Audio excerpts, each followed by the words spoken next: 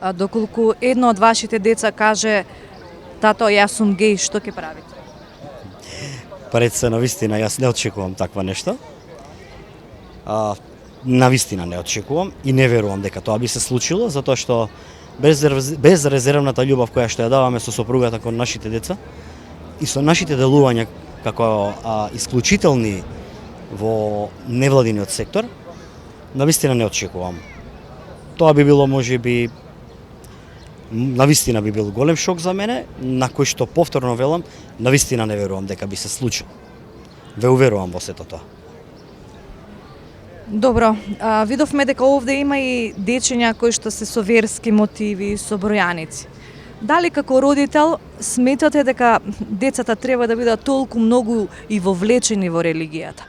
Може би еден ден вашето дете да каже, извини тато, јас не припаѓам на христијанската, кидам во евангелистичката религија. Како на тоа гледате? Јас сметам дека децата треба навистина да се водат според духот на образовниот систем, кој што сме го имале низ годините во самостојна Република Македонија.